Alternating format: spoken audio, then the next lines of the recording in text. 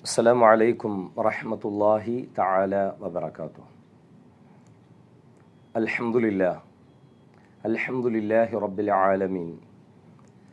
نحمده ونستعينه ونستغفره ونؤمن به ونتوكل عليه ونعوذ بالله من شرور أنفسنا ومن سيئات أعمالنا.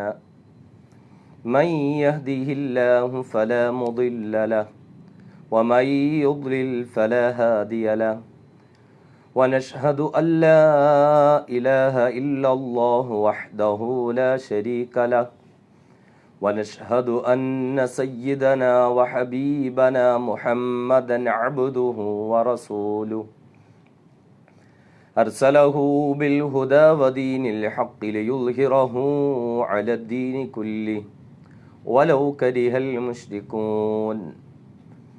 صلى الله على خير خلقه سيدنا محمد وعلى آله وأصحابه وبارك وسلم تسليما كثيرا أما بعد. رب اشرح لي صدري ويسر لي أمري واحلل عقدة من لساني يفقه قولي. سبحانك لا علم لنا إلا ما علمتنا إنك أنت العليم الحكيم. اللهم ألهمنا مراشد أمورنا وأعذنا من شرور أنفسنا ومن سيئات أعمالنا. اللهم اجعل خطبتي خطبة مؤثرة في قلبي وفي قلوب الناس يا أرحم الراحمين. فأعوذ بالله من الشيطان الرجيم. بسم الله الرحمن الرحيم. وعد الله الذين آمنوا منكم وعملوا الصالحات ليستخلفنهم في الأرض كما استخلف الذين من قبلهم وليمكنن لهم دينهم الذي ارتضى لهم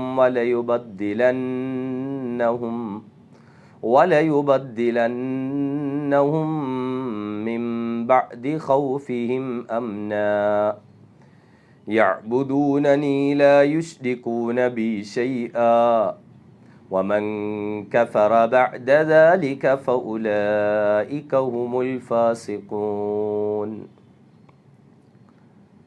صدق الله مولانا العظيم. اللهم إنا نجعلك في نحورهم ونعوذ بك من شرورهم. അള്ളാഹുവിൻ്റെ മഹത്തായ അനുഗ്രഹത്താൽ സ്വാതന്ത്ര്യ സമരത്തിൽ ദൈവബന്ദി പണ്ഡിതന്മാരുടെ പങ്ക് എന്ന വളരെ വിശാലവും കാലിക പ്രസക്തവും പ്രാധാന്യവും നിറഞ്ഞ ഒരു വിഷയത്തെ പറ്റിയിട്ടുള്ള ഓൺലൈൻ ചർച്ചയിൽ പങ്കാളികളായിക്കൊണ്ടിരിക്കുന്ന സഹോദരങ്ങളെ റബ്ബ് സുബ്ഹാനഹു വ തആല നമ്മെ സ്വീകരിക്കുമാറാകട്ടെ.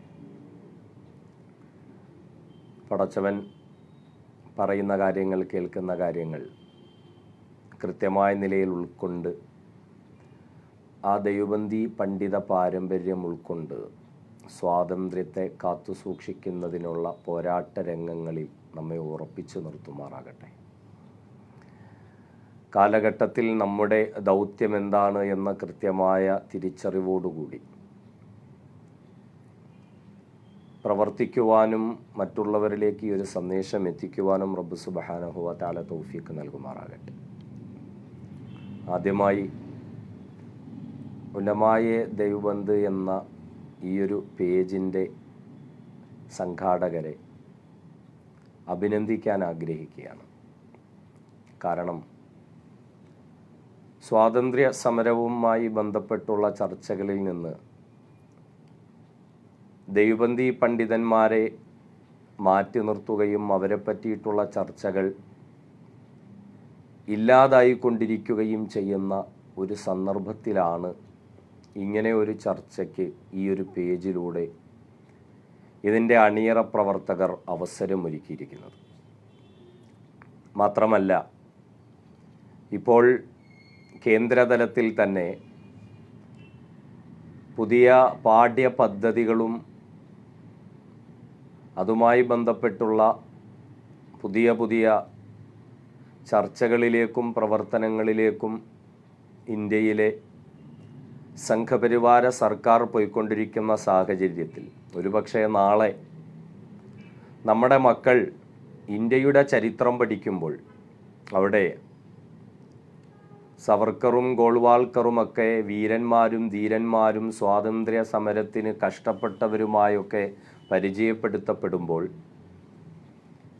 ഈ സ്വാതന്ത്ര്യത്തിന് വേണ്ടി അഹോരാത്രം പാടുപെട്ട് പരിശ്രമിച്ച ഉലമായെ ദൈവബന്ദിലെ പണ്ഡിത പോരാളികൾ ഒരുപക്ഷെ ചിത്രത്തിൽ നിന്ന് മാറ്റപ്പെടുകയും ഇനി അഥവാ അവരെ അവിടെ ഉൾക്കൊള്ളിച്ചാലും ദേശദ്രോഹികളും മതവർഗീയവാദികളുമായിട്ടൊക്കെ മാത്രം അവതരിപ്പിക്കപ്പെടുകയും ചെയ്യുന്ന ഒരു സാഹചര്യത്തിലേക്കാണ് പോയിക്കൊണ്ടിരിക്കുന്നത്. അതുകൊണ്ട് തന്നെ നമ്മൾ ഈ ഒരു വിഷയം വളരെ ഗൗരവകരമായി കാണേണ്ടുന്നതുണ്ട്. ആളുകൾ ഓരോരുത്തരായി നമ്മുടെ ലൈവിലേക്ക് വന്നുകൊണ്ടിരിക്കുന്നതേ ഉള്ളൂ. ഇത് കാണുന്നവർ പരമാവധി ഷെയർ ചെയ്യുക, ഈ ഒരു സന്ദേശം എല്ലാവരിലേക്കും എത്തിക്കുക എന്നുകൂടി സാന്ദർഭികവശാൽ ഓർമ്മപ്പെടുത്തുകയാണ്.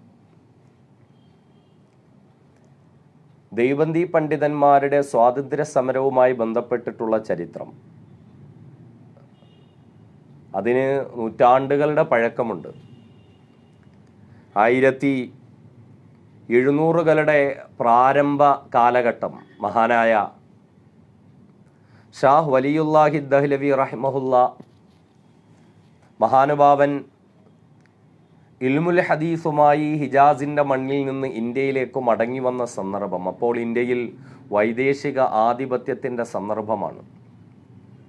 ഇന്ത്യയിലെ ജനങ്ങളെ പിടിച്ചുമുറുക്കിക്കൊണ്ട് വെള്ളക്കാർ ഈ രാജ്യത്തിൻ്റെ സ്വാതന്ത്ര്യം നിഷേധിച്ചു കൊണ്ടിരിക്കുമ്പോൾ മഹാനായ ഷാഹ് വലിയുല്ലാഹി ദഹ്ലവി റഹിമഹുല്ല എന്ന മഹാനായ പണ്ഡിതൻ അദ്ദേഹം ഡൽഹി കേന്ദ്രമാക്കിക്കൊണ്ട് സ്വാതന്ത്ര്യ സമരത്തിനുള്ള ആഹ്വാനങ്ങളും പ്രവർത്തനങ്ങളും നടത്തുകയായിരുന്നു. നമ്മളൊന്നറിയണം, ഇന്ന് സ്വാതന്ത്ര്യ സമര ശില്പികളായി നാം ഉയർത്തിക്കാണുന്ന ആരും ഒരുപക്ഷെ അവരുടെ പിതാക്കന്മാർ പോലും അന്ന് ജനിച്ചിട്ടുണ്ടാകണമെന്നില്ല. അന്ന് മഹാത്മാഗാന്ധി ഇല്ല, അന്ന് ജവഹർലാൽ നെഹ്റു ഇല്ല, അന്ന് മോട്ടിലാൽ നെഹ്റു തന്നെ ഉണ്ടോ എന്നുള്ള കാര്യം സംശയമാണ്. ആ ഒരു സന്ദർഭത്തിലാണ് ദൈവബന്ദി പണ്ഡിതന്മാരുടെ സ്വാതന്ത്ര്യ സമരവുമായി ബന്ധപ്പെട്ടുള്ള ചലനങ്ങൾ നടന്നുകൊണ്ടിരിക്കുന്നത്. മഹാനായ ഷാ വലിയുല്ലാഹി ദഹ്ലവി എന്ന മഹാനായ പണ്ഡിതൻ എന്ന് വെറുതെ പറയുന്നതല്ല, ഇന്ത്യയുമായി ബന്ധപ്പെട്ടുള്ള ഓരോ ഹദീസ് വിദ്യാർത്ഥികളുടെയും ഹദീസിൻ്റെ പരമ്പര ഹബീബായ റസൂൽ സ്വല്ലല്ലാഹു അലൈഹി വസല്ലമ തങ്ങളിലേക്ക് ചെന്നെത്തിച്ചേരണമെങ്കിൽ അവിടെ ഷാ വലിയുല്ലാഹി ദഹ്ലവിയിലൂടെ കടന്നുപോയിട്ടല്ലാതെ പറ്റൂല. അത്രയും വലിയ പണ്ഡിതനാണ്. ഹദീസിൻ്റെ വിജ്ഞാനത്തെ ഇന്ത്യയുമായി ബന്ധിപ്പിച്ച മഹാനായ ഷാഹ് വലിയുല്ലാഹി ദഹ്ലവി റഹിമഹുല്ല അദ്ദേഹം ഇന്ത്യയുടെ മണ്ണിൽ സ്വാതന്ത്ര്യ സമര പോരാട്ടങ്ങൾക്ക് തുടക്കം കുറിച്ചു.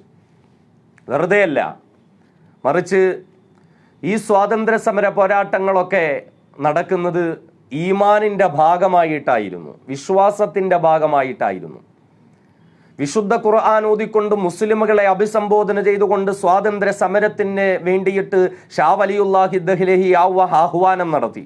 അതോടൊപ്പം ഇന്ത്യയിലെ ഹൈന്ദവരായ സഹോദരങ്ങളെ ഭഗവത്ഗീതയുടെ ഉദ്ധരണികൾ അവരുടെ മുമ്പിൽ വായിച്ച് കേൾപ്പിച്ച് അവരെയും അദ്ദേഹം ഉണർത്തി ഒന്നിച്ച് ഹിന്ദുവിനെയും മുസൽമാനെയും ഒക്കെ ഒന്നു ചേർത്തുകൊണ്ട് മഹാനുഭാവൻ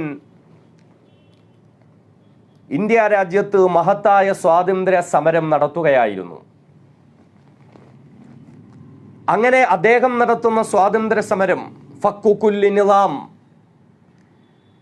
എല്ലാ ബ്രിട്ടീഷുകാരുടെ എല്ലാവിധ സംവിധാനങ്ങളെയും തകർത്ത് തരിപ്പണമാക്കി, ബ്രിട്ടീഷുകാരുടെ എല്ലാവിധ സംവിധാനങ്ങളെയും പരാജയപ്പെടുത്തിക്കൊണ്ട് ഇന്ത്യയിലെ ജനങ്ങളെ ഒന്നുചേർത്ത് വെള്ളക്കാരെ പരാജയപ്പെടുത്തി സ്വാതന്ത്ര്യം നേടിയെടുക്കാനുള്ളൊരു പോരാട്ടം 1700കളുടെ ഇന്നലകളിൽ മഹാനായ ഷാ വലിയുല്ലാഹി ദഹ്ലവി റഹ്മത്തുല്ലാഹി തആല അലൈഹി ആരംഭിക്കുകയായിരുന്നു. മഹത്തായ പോരാട്ടമായിരുന്നു അദ്ദേഹം നടത്തിയത്.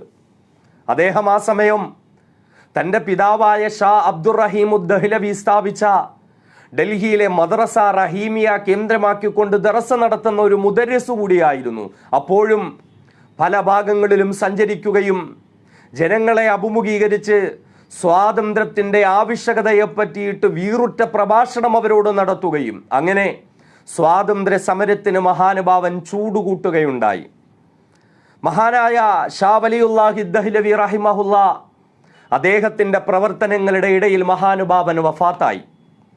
അദ്ദേഹം വഫാത്തായി കഴിഞ്ഞപ്പോൾ പ്രിയപ്പെട്ട പിതാവിൻ്റെ സ്ഥാനത്തേക്ക് കടന്നു വരുന്നത് കേവലം 23 വയസ്സ് മാത്രം പ്രായമുള്ള ഷാഹ് അബ്ദുൽ അസീസ് ദഹ്ലവി റഹിമഹുല്ലാ.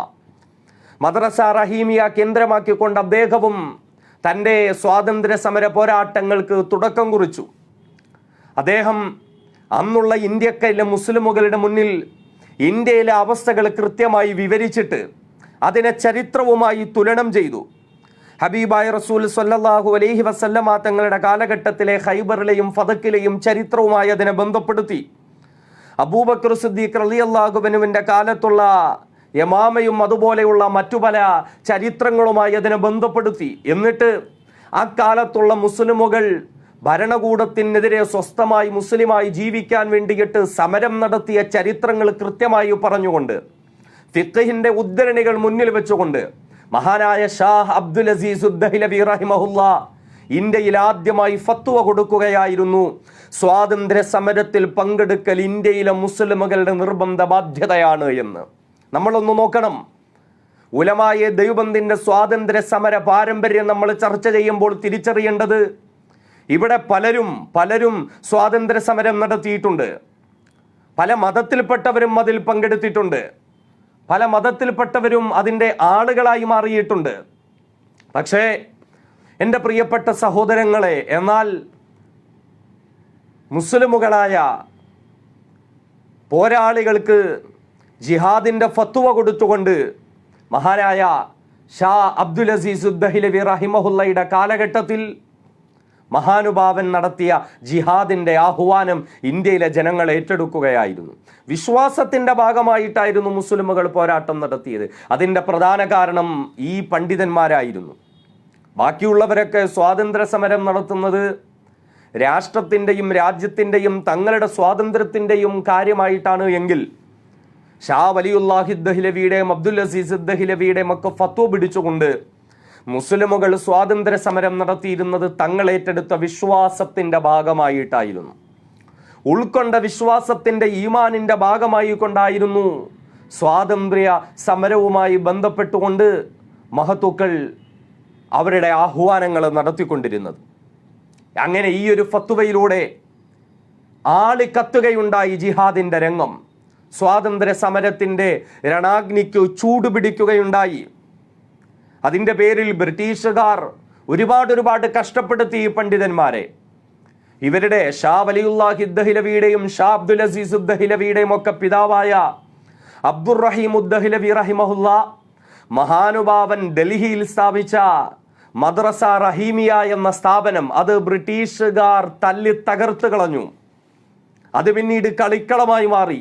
ഇന്ന് ഡൽഹിയിലെ അരുൺ ജെയ്റ്റ്ലി എന്ന ക്രിക്കറ്റ് സ്റ്റേഡിയം, ഒരു വർഷം മുമ്പ് വരെയും ഫിറോസ് ഷാ കോട്ട്ല എന്നായിരുന്നു അതിൻ്റെ പേര്, അവിടെ ഈ മദ്രസ റഹീമിയ സ്ഥിതി ചെയ്യുകയായിരുന്നു.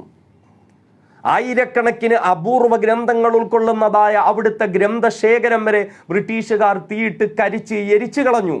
കാരണം ഈ പണ്ഡിതന്മാർ സ്വാതന്ത്ര്യ സമരത്തിന് വേണ്ടി നടത്ത ആഹ്വാനങ്ങളും അവരുടെ ഫത്വകളുമായിരുന്നു പ്രധാനപ്പെട്ട കാരണം. അതിൻ്റെ പേരിൽ ആയിരക്കണക്കിന് പണ്ഡിതന്മാരെ ഡൽഹിയുടെ തെരുവോരങ്ങളിൽ കൊന്നു.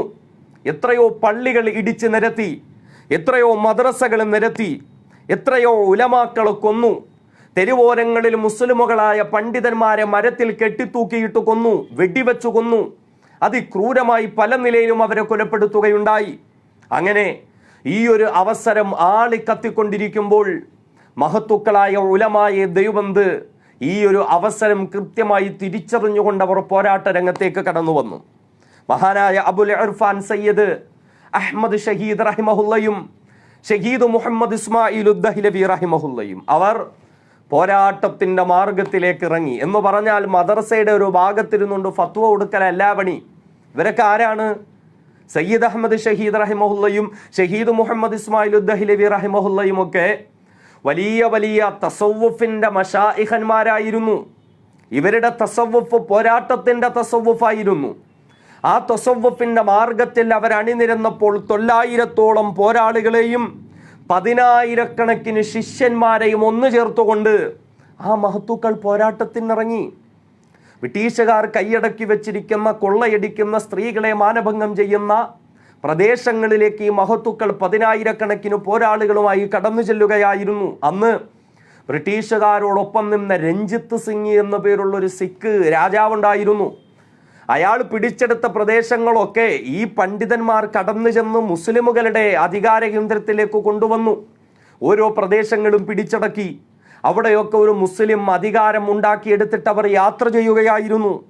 അങ്ങനെ യാത്ര ചെയ്ത് ഖൈബർ ചുരം വഴി പെഷവാറിലെത്തി പ്രദേശങ്ങളൊക്കെ പിടിച്ചെടുത്ത് ആ മഹത്തുക്കൾ പോരാട്ടത്തിന്റെ ഭൂമികയിലൂടെ ബാലാക്കോട്ടിലേക്ക് എത്തുകയുണ്ടായി. അവിടെ രഞ്ജിത്ത് സിംഗിന്റെ പട്ടാളവുമായി നേരിട്ട് യുദ്ധം നടത്തുകയാണ്. നമ്മൾ ഓർക്കണം, ഇത് ആരുടെ കാര്യമാണ് പറയുന്നത്? രാഷ്ട്രീയ നേതാവിൻ്റെയോ ഏതെങ്കിലും സംഘടനയോ പ്രസ്ഥാനത്തിൻ്റെയോ നേതാക്കന്മാരുടെ കാര്യമല്ല. മഹാന്മാരായ പണ്ഡിതന്മാരാണ് ഇവരൊക്കെ, മശായിഖന്മാരാണ് ഇവരൊക്കെ. ഒരുപാട് ത്വരീഖത്തിൻ്റെയൊക്കെ ഷെയ്ഖന്മാരാണ്. നക്ഷബന്ദിയ, സുഹറവർദിയ, സ്വാബിരിയ, ചിസ്തിയ, റിഫായിയ, ഖാദിരിയ, ഇങ്ങനെ തുടങ്ങുന്ന ഒരുപാട് ത്വരീഖത്തുകളുടെ, സുലൂക്കുകളുടെ ഷെയ്ഖന്മാരായിരുന്നു ഇവർ. എന്നാൽ ഇവർ ആ ആത്മീയ സരണികളെ മുറുകെ പിടിക്കുന്നതോടൊപ്പം പട്ടാള വേഷം ധരിച്ചു പോരാടാൻ പോയി. അങ്ങനെ രഞ്ജിത്ത് സിംഗിന്റെ പട്ടാളവുമായി നേരിട്ട് നിന്നുകൊണ്ട് പോരാട്ടം നടത്തുകയാണ്. ആ പോരാട്ടം നടന്നുകൊണ്ടിരുന്നു. 4 ദിവസമായിരുന്നു പോരാട്ടം നടന്നിരുന്നത്. എന്നാൽ ആ പോരാട്ടത്തിന്റെ പ്രാരംഭ സമയത്ത് തന്നെ സയ്യിദ് അഹ്മദ് ഷഹീദ് റഹിമഹുല്ല ഷഹീദായി. നമ്മൾ നോക്കേ, 1-ാമത്തെ ദിവസം തന്നെ നേതാവ് ഷഹീദായി. പിന്തിരിഞ്ഞോടിയിട്ടില്ല. വീണ്ടും പോരാട്ടം നടന്നു. 4 ദിവസം വീണ്ടും പോരാട്ടം നടന്നു. മഹാനായ ഷഹീദ് മുഹമ്മദ് ഇസ്മായിൽ ദഹ്ലവിയും ആ പോരാട്ടത്തിൽ ഷഹീദായി. അതിനുശേഷം രഞ്ജിത്ത് സിംഗിന്റെ പട്ടാളത്തിന്റെ അഴിഞ്ഞാട്ടമായിരുന്നു. ചരിത്രകാരന്മാർ പറയുന്നു 14,000-ഓളം പണ്ഡിതന്മാരെ അവർ കൊന്നു. ഞാനിത് പറയുമ്പോൾ ദൈവബന്ദി പണ്ഡിതന്മാരുടെ പാരമ്പര്യം എന്ന് പറയുമ്പോൾ ഇവരൊക്കെ ഡൽഹിക്കാരാണല്ലോ. നമ്മളൊരു കാര്യം തിരിച്ചറിയണം. ദൈവബന്ദി പണ്ഡിതന്മാരെന്ന് പറഞ്ഞാൽ ദൈവബന്ദിൽ ജനിച്ചു വളർന്നണമെന്നൊന്നുമില്ല. ദൈവബന്ദിൽ ദാറുലുലൂമിൽ പോയി പഠിക്കണമെന്നില്ല. ആ ഒരു മഹത്തായ സൽസരണിയെ ഉൾക്കൊള്ളുന്നവർ ലോകത്തിന്റെ ഏതു ഭാഗത്ത് ജീവിച്ചാലും അവരെ ഉലമായെ ദൈവബന്ദ് എന്ന പട്ടികയിൽ നമുക്ക് ഉൾക്കൊള്ളിക്കാം. ഈ ഡൽഹിയിൽ ജീവിച്ചിരുന്ന സയ്യിദ് അഹമ്മദ് ഷഹീദും ഷഹീദ് മുഹമ്മദ് ഇസ്മായിൽ ദഹ്ലവിയും ഒക്കെ ഉലമായെ ദൈവബന്ദിന്റെ മുൻഗാമികളായ മുൻകാലഘട്ടത്തിലെ പണ്ഡിതന്മാരാണ്. അങ്ങനെ അവർ ഈ മാർഗത്തിൽ രക്തസാക്ഷികളായി. അവർ ഈ പോരാട്ടത്തിന്റെ മാർഗത്തിൽ രക്തസാക്ഷിത്വം വഹിച്ചു. ബ്രിട്ടീഷുകാർ അതിക്രൂരമായി പിന്നെ അക്രമങ്ങൾ അഴിച്ചുവിട്ടു. അവർ പാവപ്പെട്ട ഉലമാക്കളെ അതിക്രൂരമായി കൊന്നു. നഗ്നരാക്കി ഉലമാക്കളെ കരിച്ച് എരിച്ചു കളയും. മരത്തിൽ കെട്ടിയിട്ട് വെടിവെച്ചു കൊള്ളും. തലതീക്ക കീഴായി കെട്ടിത്തൂക്കിയിടും. പള്ളിയിൽ നിസ്കരിക്കുമ്പോൾ പള്ളിയിലേക്ക് പോയി വെടിവെക്കും. ആനപ്പുറത്ത് അവരെ കയറ്റിയിരുത്തി അവരുടെ തലകളിൽ കുരുക്കിട്ട് അത് മരത്തിൽ കെട്ടിയിട്ട് ആനകളെ മുന്നോട്ട് നടത്തിക്കും. അങ്ങനെ ആ കഴുത്തിൽ അത് മുറുകി ശ്വാസം മുട്ടി ശരീരം വലിഞ്ഞു മുറുകിയിട്ട് ആ മഹത്തുക്കളായ പണ്ഡിതന്മാർ അവർ രക്തസാക്ഷികളാകും. ഈ നിലയിലായിരുന്നു ആ ഉലമാക്കൾ കഷ്ടപ്പെട്ടിരുന്നത്. ഈ നിലയിലായിരുന്നു ആ ഉലമാക്കൾ ബുദ്ധിമുട്ടിയിരുന്നത്. അങ്ങനെ ഇവരൊക്കെ ആ മാർഗത്തിൽ രക്തസാക്ഷിത്വം വഹിച്ചുകൊണ്ട് സ്വാതന്ത്ര്യ സമരം മുന്നോട്ട് കൊണ്ടുപോയി. വെള്ളക്കാരവരുടെ പിടിമുറുക്കിക്കൊണ്ട് തന്നെ ഇരുന്നു. മുസ്ലിമുകളെയും ഉലമാക്കളെയും പള്ളികളും കേന്ദ്രങ്ങളെയും ഒക്കെ തെരഞ്ഞു പിടിച്ചക്രമിച്ചു കൊണ്ടിരുന്നു. ആ സമയത്തായിരുന്നു വീണ്ടും മഹത്തുക്കളായ ഉലമാക്കൾ 1800-കളുടെ പ്രാരംഭ സമയത്ത് ഒന്നാം സ്വാതന്ത്ര്യ സമരം നടക്കുന്ന സന്ദർഭത്തിൽ അവർ ഒന്നുചേർന്നു. ആരുടെ നേതൃത്വത്തിലാണ് ഒന്നുചേർന്നത്? മഹാനായ ഹാജി ഇംദാദുള്ള മുഹാജിർ മക്കി റഹിമഹുല്ല എന്ന മഹാനായ ഒരു ഷെയ്ഖിന്റെ നേതൃത്വത്തിൽ 7ാമത്തെ വയസ്സിൽ വിശുദ്ധ ഖുർആൻ മുഴുവനും മനഃപ്പാടമാക്കിയ ഇംദാദുള്ള മുഹാജിർ മക്കി റഹിമഹുല്ല, അദ്ദേഹം വലിയ തസവ്വുഫിന്റെ ഷെയ്ഖായിരുന്നു. അന്നുള്ള ആലിമീങ്ങളൊക്കെ ഇദ്ദേഹത്തിന്റെ ശിഷ്യന്മാരാണ്. ഇദ്ദേഹം നക്ഷബന്ദിയ, അതേപോലെ തന്നെ ഖാദിരിയ, ചിസ്തിയ, സ്വാബിരിയ ഈ ത്വരീഖത്തുകളുടെയൊക്കെ ഷെയ്ഖായിരുന്നു മഹാനായ ഹാജി ഇംദാദുള്ള മുഹാജിർ മക്കി റഹ്മത്തുള്ളാഹി തആല അലൈഹി. ആ ഇംദാദുള്ള മുഹാജിർ മക്കിയുടെ നേതൃത്വത്തിൽ ഉലമാക്കൾ ഒന്നു ചേർന്നിട്ട് ബ്രിട്ടീഷുകാർക്കെതിരെ അവരൊരു ഇസ്ലാമിക് ഗവൺമെന്റ് ഉണ്ടാക്കുകയായിരുന്നു. നമ്മൾ നോക്കണം, ഇങ്ങനെയൊക്കെ ചരിത്രങ്ങൾ നമ്മൾ കേട്ടിട്ടുണ്ടോ? വെള്ളക്കാർ ഒരു ഭാഗത്ത് ഭരണം നടത്തുമ്പോഴും അവർ ജനങ്ങളെ ആക്രമിക്കുമ്പോഴും അവർ കീഴ്പ്പെടുത്തുമ്പോഴും ഒരു കൂട്ടം ഉലമാക്കൾ, പണ്ഡിതന്മാർ ഒന്നു ചേർന്നിട്ട് ബ്രിട്ടീഷുകാർക്ക് എതിരെ അവര് ഒരു ഇസ്ലാമിക് റിപ്പബ്ലിക് ഉണ്ടാക്കുകയാണ്. ആലിമീങ്ങൾ അവിടെ ഒന്നു ചേർന്നു ഹാജി ഇംദാദുള്ള മുഹാജിർ മക്കിയുടെ നേതൃത്വത്തിൽ. അങ്ങനെ എല്ലാവരും തീരുമാനമെടുത്തു, ബ്രിട്ടീഷുകാർക്കെതിരെ ജിഹാദ് ചെയ്യണം, വെള്ളക്കാർക്കെതിരെ പോരാട്ടം നടത്തണം, അവരെ പോരാടി തോൽപ്പിക്കണം, മർദ്ദിതരോടൊപ്പം നിൽക്കണം, സത്യത്തിന്റെ പക്ഷം ചേരണം. അങ്ങനെ അവരെല്ലാവരും ഒന്നു ചേർന്നിട്ട് ബൈഅത്ത് ചെയ്തു, ഒരു കമ്മിറ്റി ഉണ്ടാക്കി. ഇസ്ലാമിക് റിപ്പബ്ലിക്ക് അമീറുൽ മുഅ്മിനീനായി ഹാജി ഇംദാദുള്ള മുഹാജിർ മക്കി അവർ തെരഞ്ഞെടുത്തു. നമ്മൾ നോക്കിയ ഈ ചരിത്രമൊക്കെ നമ്മൾ കേട്ടിട്ടുണ്ടോ? ഇസ്ലാമിക് റിപ്പബ്ലിക് ഉണ്ടാക്കിയിട്ട് അമീറുൽ മുഅ്മിനീൻ ഭരണാധികാരിയായിട്ട് ഹാജി ഇംദാദുള്ള മുഹാജിർ മക്കി റഹിമഹുല്ലയെ തെരഞ്ഞെടുത്തു. എന്നിട്ട് പട്ടാളത്തിന്റെ അമീറായിക്കൊണ്ട്, ജിഹാദിന്റെ അമീറായിക്കൊണ്ട് മൗലാന മുഹമ്മദ് ലാമിനു ഷഹീദ് റഹിമഹുല്ലയെ തെരഞ്ഞെടുത്തു.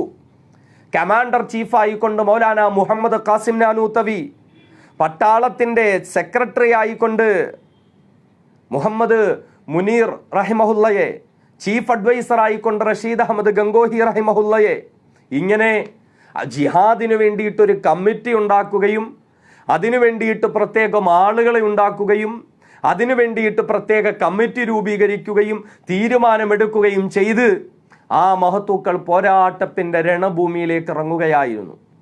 പോരാട്ടത്തിന്റെ മാർഗങ്ങളിലേക്ക് അവർ ഇറങ്ങുകയായിരുന്നു. എന്നിട്ട് സയ്യിദ് അഹമ്മദ് ഷഹീദിനെയും മുഹമ്മദ് ഇസ്മായിൽ ഉദ്ദഹ്ലവിയെയും ബാലാക്കോട്ട് വെച്ച് കൊലപ്പെടുത്തിയ പട്ടാളം, അതേ പട്ടാളം അവരുടെ ആയുധങ്ങളൊക്കെ പിടിച്ചുകൊണ്ട് അവർ പ്രധാന വഴിയിലൂടെ കടന്നു വരുന്നു എന്ന് മനസ്സിലാക്കി മൗലാന റഷീദ് അഹമ്മദ് ഗംഗോഹി. ആരാണ് റഷീദ് അഹമ്മദ് ഗംഗോഹിയൊക്കെ? ഈ പേരുകൾ പോലും ഒരുപക്ഷെ സാധാരണക്കാർ കേൾക്കണമെന്നില്ല. റഷീദ് അഹമ്മദ് ഗംഗോഹി എന്നൊക്കെ പറഞ്ഞാൽ വലിയ പണ്ഡിതനാണ്, ഫഖീഹുൽ ഉമ്മ, ഈ ഉമ്മത്തിന്റെ മികവുറ്റ കർമ്മശാസ്ത്ര പണ്ഡിതൻ എന്ന് അദ്ദേഹത്തെ അറിയപ്പെടാറുണ്ട്. ഇമാം അബൂ ഹനീഫത്തു സാനി, 2ാം അബൂ ഹനീഫ എന്നറിയപ്പെടാറുണ്ട്. അദ്ദേഹത്തിന്റെ രചനകൾ, ഫത്വകളൊക്കെ ഇന്നും ചർച്ചയാണ്. ഈ മഹാനായ പണ്ഡിതൻ 40ഓളം വരുന്ന പോരാളികളുമായി ആ പട്ടാളം കടന്നു വരുന്ന വഴിയിൽ ഒരു പൂന്തോട്ടത്തിൽ കയറി ഒളിച്ചിരിക്കുകയാണ്. എന്നിട്ട് ആ പട്ടാള വ്യൂഹം തങ്ങളുടെ തൊട്ടടുത്തെത്തിയപ്പോൾ തക്ബീർ മുഴക്കിക്കൊണ്ട് റഷീദ് അഹമ്മദ് ഗംഗോഹിയുടെ നേതൃത്വത്തിലുള്ള സൈന്യം ഈ പട്ടാളക്കാർക്ക് നേരെ ചാടി വീണ് തക്ബീർ മുഴക്കി അവരെ ആക്രമിച്ചു. പെട്ടെന്ന് എവിടെ നിന്നാണ് ആക്രമണം ഉണ്ടായെന്ന് അവർക്കറിഞ്ഞില്ല. ഇരുളിന്റെ മറവിൽ ആയുധങ്ങൾ ഉപേക്ഷിച്ചുകൊണ്ട് വെള്ളപ്പട്ടാളം പിന്തിരിഞ്ഞ് പരാജയപ്പെട്ട് ഓടുകയായിരുന്നു.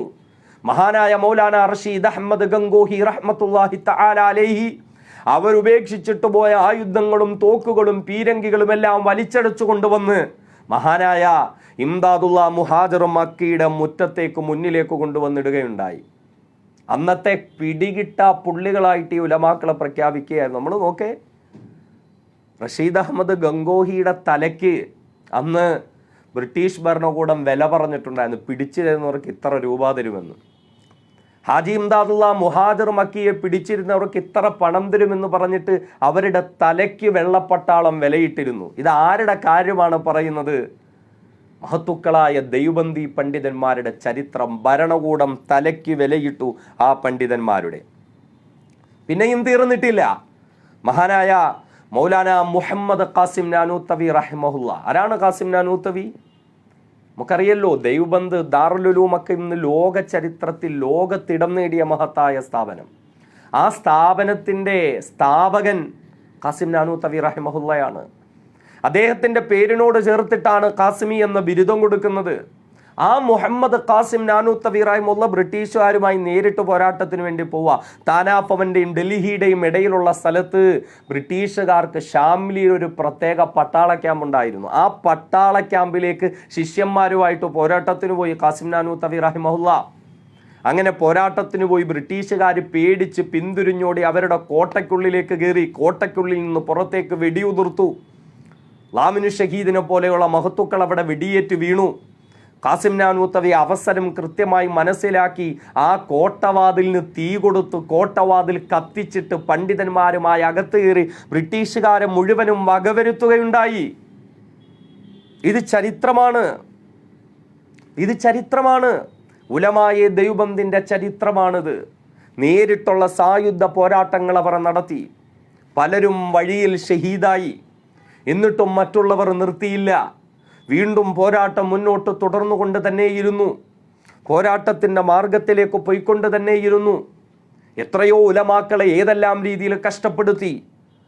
അവരെ അതിക്രൂരമായി പീഡിപ്പിച്ചിട്ട് പല നാടുകളിലേക്കും ഇരുമ്പ് കൂടുകളുടെ ഉള്ളിലിരുത്തി അതിനുള്ളിലുള്ള കമ്പികൾ ഇവരുടെ ശരീരത്തു കുത്തിക്കേറുന്ന നിലയിൽ ട്രെയിനുകളിൽ അവരെ മാസങ്ങളോളം യാത്ര ചെയ്യിപ്പിച്ച് ശരീരം കുത്തിക്കീറി മൃതപ്രായരായി നിൽക്കുന്ന അവർ പ്ലാറ്റ്ഫോമിലേക്ക് തളർന്നു വീഴുമ്പോൾ വെള്ളക്കാർ പറഞ്ഞു, നിങ്ങളെ തൂക്കിക്കൊല്ലാൻ പോവുകയാണ്. തളർന്നു വീണ അവർ ചാടി എണ്ണിറ്റു പരസ്പരം കെട്ടിപ്പിടിച്ച് മംഗളാശംസകൾ നേരാൻ തുടങ്ങി. എന്താ കാര്യമെന്ന് വെള്ളക്കാർ ചോദിച്ചപ്പോൾ പറഞ്ഞു, ഞങ്ങളെ നിങ്ങൾ തൂക്കിക്കൊല്ലുകയാണെങ്കിൽ ഞങ്ങൾക്ക് രക്തസാക്ഷിത്വത്തിനുള്ള അവസരമാണ് ലഭിച്ചിരിക്കുന്നത്. അതുകൊണ്ട് തന്നെ ഞങ്ങൾ അതിൻ്റെ പേരിൽ സന്തോഷിക്കുകയാണ്. എന്നെ കേൾക്കുന്ന ഉലമാക്കളൊക്കെ ഉണ്ടെങ്കിൽ ചിന്തിക്കണം. നമ്മുടെ മുൻഗാമികൾ രക്തസാക്ഷിത്വം കുതിക്കുകയും ആഗ്രഹിക്കുകയും അത് കിട്ടുമെന്നറിഞ്ഞപ്പോൾ സന്തോഷിക്കുകയും ചെയ്തവരായിരുന്നു. പക്ഷേ വെള്ളക്കാർ പിന്നീട് തീരുമാനം മാറ്റി. അങ്ങനെ സന്തോഷം ഉണ്ടാവുമെങ്കിൽ നിങ്ങൾ അങ്ങനെ വേണ്ട, ആൻഡമാൻ നിക്കോബാർ ദ്വീപുകളിലേക്ക് അവരെ നാടുകടത്തുകയുണ്ടായി.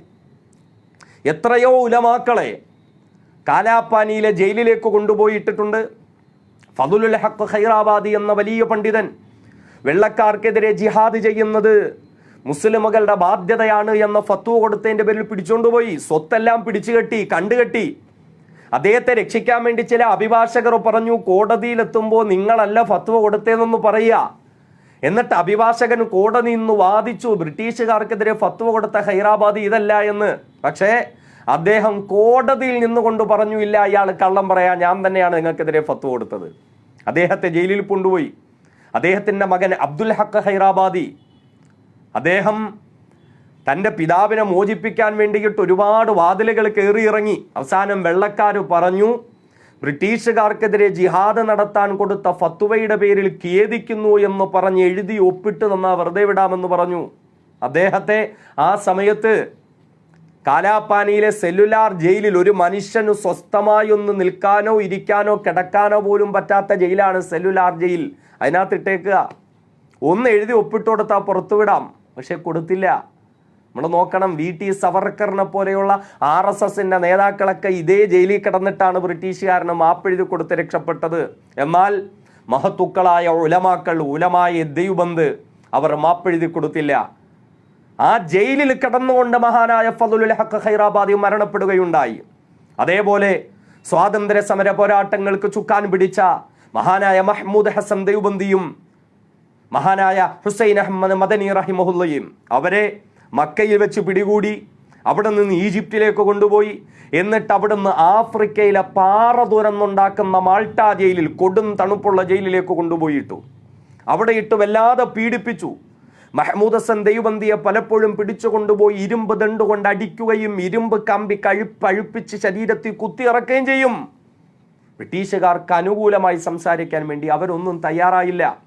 അവരൊന്നും അതിൻ്റെ മുമ്പിൽ അടിയറവ് പറഞ്ഞില്ല. ഇതാണ് മഹത്തുക്കളായ ദൈവബന്ദി പണ്ഡിതന്മാരുടെ പാരമ്പര്യം എന്ന് പറയുന്നത്. ഈ മഹത്തുക്കൾ 1919 ഇന്നലെ ബഹുമാന്യനായ അലിയാർ ഉസ്താദ് കൃത്യമായി ജംഇയ്യത്ത് ഉലമായ ഹിന്ദിന്റെ നാളുവഴികളെ പറ്റി പറയുകയുണ്ടായി. ജംഇയ്യത്ത് ഉലമായ ഹിന്ദ് പെട്ടെന്നൊരു സുപ്രഭാതത്തിൽ ഇങ്ങനെ ഉണ്ടാക്കിയെടുത്തൊരു പ്രസ്ഥാനമൊന്നുമില്ല. നമുക്കറിയല്ലോ, 1919 റൗലറ്റ് ആക്ട് എന്നൊരു കരിനിയമം ഇന്ത്യയിൽ കൊണ്ടുവന്നു. വാറണ്ടില്ലാതെ ഏതൊരുത്തനെ എവിടുന്നു അറസ്റ്റ് ചെയ്യാം. അതിനെതിരെ പ്രക്ഷോഭങ്ങൾ ഉണ്ടായി. ഈ പ്രക്ഷോഭങ്ങളെ പല നിലയിൽ ബ്രിട്ടീഷുകാർ അടിച്ചമർത്തി. ഇതിൻ്റെ പേരിൽ ബ്രിട്ടീഷുകാർ ഹൈന്ദവ സഹോദരങ്ങളെ ആക്ഷേപിച്ചു. അതിൻ്റെ പേരിൽ പ്രതിഷേധിച്ചുകൊണ്ടാണ് ജാലിയൻവാല എന്നു പേരുള്ള ആ പൂന്തോട്ടത്തിൽ ആയിരക്കണക്കിന് ആളുകൾ ഒന്നു ചേർന്നത്. ഏപ്രിൽ 13 അമൃത്സറിലെ ജാലിയൻവാല എന്ന പൂന്തോട്ടത്തിൽ 1650 പേർക്ക് നേരെ അന്ന് ബ്രിട്ടീഷുകാർ വെടിവെച്ചു. 379 പേരും മരിച്ചു. അങ്ങനെ രാജ്യത്ത് വല്ലാത്തൊരവസ്ഥ കത്തി നിൽക്കുമ്പോഴാണ് കൃത്യമായി ചില മാസങ്ങൾക്ക് ശേഷം അതിനെതിരെ പ്രതിഷേധിക്കുകയും വെള്ളക്കാർക്കെതിരെയുള്ള പ്രതിഷേധം കനപ്പിക്കാൻ വേണ്ടിയിട്ട്, ശക്തിമത്താക്കാൻ വേണ്ടിയിട്ട് ജംഇയ്യത്തുൽ ഉലമായെ ഹിന്ദ് എന്ന പേരിൽ ഒരു പ്രസ്ഥാനം രൂപീകരിക്കുകയും ചെയ്തിട്ടുള്ളത്. നമ്മളൊന്ന് തിരിച്ചറിയണം. അങ്ങനെ ഇന്ത്യക്ക് സ്വാതന്ത്ര്യം ലഭിച്ചു കഴിഞ്ഞപ്പോൾ മഹാനായ ഹുസൈൻ അഹമ്മദ് മദനിയുടെ അടുക്കലേക്ക് ഇന്ത്യയുടെ ആദ്യത്തെ പ്രധാനമന്ത്രി ജവഹർലാൽ നെഹ്റു വന്നു. എന്നിട്ട് പറഞ്ഞു, ഇന്ത്യയുടെ ആദ്യത്തെ വിദ്യാഭ്യാസ വകുപ്പ് താങ്കൾ കൈകാര്യം ചെയ്യണം, അത് താങ്കൾക്കുള്ളതാണ്. പല നേതാക്കന്മാരും വന്ന് എല്ലാവരും വന്ന് കാല് പിടിച്ചു പറഞ്ഞു. മഹാനായ ഹുസൈൻ അഹമ്മദ് മദനി റഹിമഹുല്ല പറഞ്ഞു, ഇല്ല, ഞങ്ങൾ സ്വാതന്ത്ര്യ സമരം നടത്തിയത് സ്ഥാനമാനങ്ങൾക്ക് വേണ്ടിയിട്ടല്ല, മറിച്ച് അള്ളാഹുവിൻ്റെ പൊരുത്തം കിട്ടാൻ വേണ്ടിയിട്ടുള്ള പോരാട്ടമായിരുന്നു ഞങ്ങൾ നടത്തിയിരുന്നത് എന്നാണ് അവർ മറുപടി പറഞ്ഞത്. വീണ്ടും അദ്ദേഹത്തെ നിർബന്ധിച്ചപ്പോൾ മഹാനുഭാവൻ നിർദ്ദേശിച്ചു, എങ്കിൽ മൗലാന അബുൽ കലാം ആസാദിനെ നിങ്ങൾ വിദ്യാഭ്യാസ വകുപ്പ് മന്ത്രിയാക്കുക. അങ്ങനെയാണ് അബുൽ കലാം ആസാദ് വിദ്യാഭ്യാസ വകുപ്പ് മന്ത്രിയായത്. എന്നിട്ട് ഇന്ത്യ രാജ്യത്ത് ആദ്യത്തെ പത്മഭൂഷൺ അവാർഡ്, വിദ്യാഭ്യാസ സാഹിത്യ രംഗത്തുള്ള പ്രവർത്തനങ്ങൾക്ക് വേണ്ടി ഇന്ത്യയിലെ ആദ്യത്തെ പത്മഭൂഷൺ അവാർഡ് ലഭിച്ചത് ജംഇയ്യത്തുൽ ഉലമായെ ഹിന്ദിന്റെ നേതാവ് മഹാനായ ഹുസൈൻ അഹമ്മദ് മദനി റഹിമഹുല്ലയ്ക്കായിരുന്നു. വീണ്ടും ചില വർഷങ്ങൾക്ക് മുമ്പാണ് മഹാനുഭാവന്റെ ഫോട്ടോ വെച്ചുകൊണ്ട് ഇന്ത്യ ഗവൺമെന്റ് വീണ്ടും സ്റ്റാമ്പ് ഇറക്കി അങ്ങനെയുള്ള മഹത്തുക്കളെ ആദരിക്കുന്നത്. നമ്മൾ തിരിച്ചറിയേണ്ടത്, അന്ന് ഇന്ത്യക്ക് സ്വാതന്ത്ര്യം കിട്ടുമ്പോൾ ഇന്ത്യയിലെ കോൺഗ്രസ് പാർട്ടിക്കൊക്കെ കൃത്യമായ ബോധമുണ്ടായിരുന്നു. ഈ പണ്ഡിതന്മാരെ ഒപ്പം നിർത്തിയിട്ടല്ലാതെ തങ്ങൾക്ക് മുന്നോട്ട് പോകാൻ പറ്റൂല എന്ന്. ഈ പണ്ഡിതന്മാരുടെ ജംഇയ്യത്തുൽ ഉലമായെ ഹിന്ദിന്റെ സമ്മേളനത്തിൽ ജവഹർലാൽ നെഹ്റു പങ്കെടുത്തിട്ട് പറഞ്ഞിട്ടുണ്ട്, ഈ മഹത്തുക്കളുടെ കാലിൽ ചുംബിക്കാൻ ഞാൻ ഇഷ്ടപ്പെടുന്നു, അവരുടെ കാൽ കീഴിലുള്ള മണലുകൾക്ക് പോലും മഹത്വമുണ്ട് എന്ന് ജവഹർലാൽ നെഹ്റു പറയുകയുണ്ടായി. കാരണം ഈ മഹത്തുക്കൾ രാജ്യത്തിന് വേണ്ടി നടത്തിയിട്ടുള്ള സേവനം അത്രത്തോളമായിരുന്നു, അവരുടെ പോരാട്ട വീര്യം അത്രത്തോളമായിരുന്നു. അതുകൊണ്ട് സഹോദരങ്ങളെ, ഈ ദൈവബന്ദി പണ്ഡിതന്മാരുടെ പോരാട്ട വീര്യവും അവരുടെ ചരിത്രവുമൊക്കെ ഇന്ന് മറക്കുമ്പോൾ, അത് മറയ്ക്കാൻ ശ്രമിക്കുമ്പോൾ കൃത്യമായി നമ്മൾ പഠിക്കുകയും എന്നിട്ട് ആ പണ്ഡിത മഹത്തുക്കളുടെ പാത പിൻപറ്റാൻ തയ്യാറാവുകയും ചെയ്യണം. അവർ പഠിപ്പിച്ചു തന്ന ജീവിതം നമ്മുടെ ജീവിതമാക്കി മാറ്റണം. വർത്തമാന സാഹചര്യത്തിൽ ഈ രാജ്യത്തെ തകർത്ത് തരിപ്പണമാക്കാൻ വേണ്ടി RSS നേതൃത്വം കൊടുക്കുന്ന NDA സർക്കാർ ശ്രമിച്ചുകൊണ്ടിരിക്കുമ്പോൾ ഇവിടെ വിദ്യാഭ്യാസ രംഗം തകർന്നു പോവുകയാണ്. കേന്ദ്ര വിദ്യാഭ്യാസ നയം എന്ന് പറഞ്ഞുകൊണ്ട് പുതിയ എന്തൊക്കെയോ പരിപാടികൾ കൊണ്ടുവരുന്നു. ബ്രാഹ്മണിസം അടിച്ചേൽപ്പിക്കാൻ വേണ്ടിയുള്ള ശ്രമം നടന്നുകൊണ്ടിരിക്കുകയാണ്. വിദ്യാഭ്യാസ രംഗം പിടിച്ചെടുക്കുന്നു. നാളെ സവർക്കറും അതേപോലെയുള്ള ഗോൾവാൾക്കറും ഒക്കെ വീരനായകന്മാരായി പാട്ടിപ്പുകഴ്ത്തപ്പെടുമ്പോഴും സ്വാതന്ത്ര്യത്തിന് വേണ്ടി കഷ്ടപ്പെട്ട മഹത്തുക്കളെയൊക്കെ ദേശദ്രോഹികളായി മുദ്രകുത്തുന്ന വിദ്യാഭ്യാസ നയം വരികയാണ്. ഇവിടെ കൃത്യമായി നമ്മൾ ഇടപെടേണ്ടുന്നതായിട്ടുണ്ട്. ഉലമായെ ദൈവബന്ദ് ബ്രിട്ടീഷുകാരുടെ കാലഘട്ടത്തിൽ രാജ്യത്തെ വളർന്നു വരുന്ന വിദ്യാർത്ഥി സമൂഹത്തിന്റെ സംസ്കാരത്തെ തകർത്ത് കളയുന്ന വെള്ളക്കാരുടെ വിദ്യാഭ്യാസ നടപടികൾക്കെതിരെ ശബ്ദിക്കുകയും ആ വിദ്യാഭ്യാസം നേടൽ ഹറാമാണെന്ന് ഫത്വ കൊടുക്കുകയും ചെയ്തു എങ്കിൽ വർത്തമാനകാല സാഹചര്യത്തിലും നമുക്കതിന് സാധ്യമാകേണ്ടുന്നതുണ്ട്. വെള്ളക്കാർക്കെതിരെ ജിഹാദ് നടത്തൽ ഫത്വയാണെന്ന് ഉലമായെ ദൈവബന്ദ് ഫത്വ കൊടുത്തു എങ്കിൽ, ജിഹാദ് നടത്തുന്നതിന് ആഹ്വാനം ചെയ്തുകൊണ്ട് ഫത്വ കൊടുത്തു എങ്കിൽ ആ കാലഘട്ടം നോക്കെ. അന്ന് ഇവിടുത്തെ വ്യവസായശാലകളിലെ പാവപ്പെട്ട മനുഷ്യർക്ക് കൂലിയില്ല. ഇവിടെ നിന്ന് ഓരോന്ന് അവർ കഷ്ടപ്പെടുമ്പോഴും അത് വിദേശ രാജ്യങ്ങളിൽ കൊണ്ടുപോയി വെള്ളക്കാർ പണമാക്കുകയായിരുന്നു. ഇവിടെയുള്ള ജനങ്ങളെ കഷ്ടപ്പെടുത്തുകയായിരുന്നു. ഇപ്പോഴും ഇന്ത്യ രാജ്യത്ത് അത് തന്നെ നടന്നുകൊണ്ടിരിക്കുന്നത്. കർഷകന്മാർ തകർന്ന് തരിപ്പണമാകുന്നു. ഇപ്പോഴിതാ പരിസ്ഥിതി ആഘാത പഠനത്തിലൊക്കെ മാറ്റം വരുത്തുന്നു. സംഘപരിവാർ സഹചാരികളായ സവർണ സമ്പന്ന വ്യാപാരികൾക്ക് എവിടെയും എന്ത് കമ്പനിയും തുടങ്ങാം, എന്ത് ഉത്ഖനനവും നടത്താം. പരിസ്ഥിതിയുടെ ആഘാതമൊന്നും ചർച്ച ചെയ്യാൻ പറ്റൂല, സമരം ചെയ്യാൻ പറ്റൂല. ഇവിടെയൊക്കെ ദൈവബന്ധി പണ്ഡിത പാരമ്പര്യമുണ്ട് എന്ന് പറയുന്ന നാം ഓരോരുത്തരും ഉണർന്ന് പ്രവർത്തിക്കേണ്ടുന്നതുണ്ട്. മഹാനായ ഫളുലുൽ ഹഖ് ഖൈറാബാദി സ്വാതന്ത്ര്യ സമരത്തിലേക്ക് അദ്ദേഹം വന്നതിൻ്റെ പ്രധാന കാരണം അയോധ്യക്കടുത്ത് ബാബർ നിർമ്മിച്ച ഒരു പഴയ പള്ളി തകർത്തിട്ട് ഹനുമാൻ ക്ഷേത്രം ഉണ്ടാക്കി. പുതിയ കഥയല്ല പറയുന്നത്. ബാബർ നിർമ്മിച്ച ഒരു പള്ളി തകർത്തിട്ട് ഹനുമാൻ ക്ഷേത്രം ഉണ്ടാക്കി. അതിന് ബ്രിട്ടീഷുകാർ കൂട്ടുനിന്നു. ഇതിൽ പ്രതിഷേധിച്ചുകൊണ്ട് പണ്ഡിതന്മാർ അവിടെ നിസ്കരിച്ചു. പക്ഷേ ആ പണ്ഡിതന്മാരെ കൊന്നുകളഞ്ഞു കലാപകാരികൾ. അതിന് ഭരണകൂടം കൂട്ടുനിന്നു എന്ന കാരണത്താൽ ആ ഭരണകൂടത്തിനെതിരെ മഹാനായ ഫളുലുൽ ഹഖ് ഖൈറാബാദി ഫത്വ കൊടുത്തു. ഇന്ന് ബാബരി മസ്ജിദിന്റെ വിഷയമൊക്കെ നമ്മുടെ മുന്നിൽ വരുമ്പോഴും ഈ പാരമ്പര്യം ഒന്ന് മുറുകെ പിടിക്കാൻ നമുക്ക് സാധ്യമാകണം. നമ്മൾ നോക്കേ, റൗലറ്റ് ആക്ടിനെതിരെ മുസ്ലിമുകളായ പണ്ഡിതന്മാർ കർമ്മരംഗത്ത് വന്നു എങ്കിൽ ഇന്ന് UAPA എന്നൊരു നിയമമുണ്ട്. ഇപ്പൊ ഇതാ നിയമങ്ങളൊക്കെ മാറ്റാൻ പോവുകയാണ്, നിയമങ്ങളൊക്കെ തിരുത്തി കുറിക്കാൻ പോവുകയാണ്.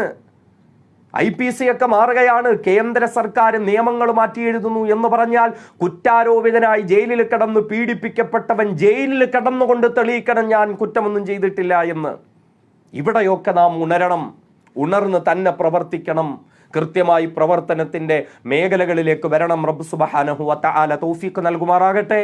എനിക്ക് അനുവദിക്കപ്പെട്ട ചുരുങ്ങിയ സമയം കൊണ്ട് അരമണിക്കൂറാണ് എനിക്ക് അനുവദിക്കപ്പെട്ടത്. ഏകദേശം 40 മിനിറ്റോളമായി. എങ്കിലും വളരെ ചുരുക്കി പെട്ടെന്നെല്ലാം കൂട്ടിച്ചേർത്ത് പറഞ്ഞു എന്നുള്ളൂ. ഓരോ ഉലമാക്കളെയും നമ്മൾ പഠിക്കണം, ഓരോരുത്തരെ പറ്റിയും ചർച്ച ചെയ്യണം, ഓരോരുത്തരെ പറ്റിയിട്ടും സമൂഹത്തോട് വിളിച്ചു വരണം. വളർന്നു വരുന്നതായ തലമുറയുടെ മുമ്പിൽ ഇന്ത്യ രാജ്യത്തുനിന്ന് സ്വാതന്ത്ര്യത്തിന്റെ ശ്വാസോച്ഛ്വാസം നടത്താൻ നമുക്ക് അനുവാദം നൽകിയത് നമ്മുടെ മുൻഗാമികളായ പണ്ഡിതന്മാരാണെന്ന് ആവർത്തിച്ച് നമ്മൾ പറയുകയും അവർ വെള്ളക്കാർക്കെതിരെ പോരാട്ടം നടത്തിയതുപോലെ വർത്തമാന കാലഘട്ടത്തിലെ കൊള്ളക്കാർക്കെതിരെ പോരാട്ടം നടത്താൻ നാമും തയ്യാറാകണമെന്നുള്ള സന്ദേശം അവർക്ക് പകർന്നു കൊടുക്കണം. റബ്ബ് സുബ്ഹാനഹു വ തആല തൗഫീഖ് നൽകുമാറാകട്ടെ എന്ന ദുആയോടുകൂടി ഇങ്ങനെയൊരു വിഷയം ചെറിയ നിലയിലെങ്കിലും ചർച്ച ചെയ്യാൻ ഒരു അവസരമുണ്ടാക്കി തന്ന ഉലമായ ദൈവബന്ധ് എന്ന പേജിന്റെ അഡ്മിന്മാർ, അതുമായി ബന്ധപ്പെട്ട് പ്രവർത്തിച്ച സഹോദരങ്ങൾ എല്ലാവർക്കും അല്ലാഹ് ഖൈർ ചെയ്യുമാറാകട്ടെ. അതുപോലെ ലോകത്തിന്റെ പല ഭാഗങ്ങളിൽ നിന്ന് ലൈവിൽ വന്നിരിക്കുന്ന സഹോദരങ്ങൾ അള്ളാഹു എല്ലാവരെയും സ്വീകരിക്കുമാറാകട്ടെ. ആത്മാർത്ഥമായി നിങ്ങൾ ഓരോരുത്തരും ദുആ ചെയ്യുക എന്ന് പ്രത്യേകം ഓർമ്മപ്പെടുത്തിക്കൊണ്ട് നിർത്തുന്നു. വആഖിറു ദഅ്വാനാ അനിൽ ഹംദുലില്ലാഹി റബ്ബിൽ ആലമീൻ. അസ്സലാമു അലൈക്കും വറഹ്മത്തുള്ളാഹി വബറകാതുഹു.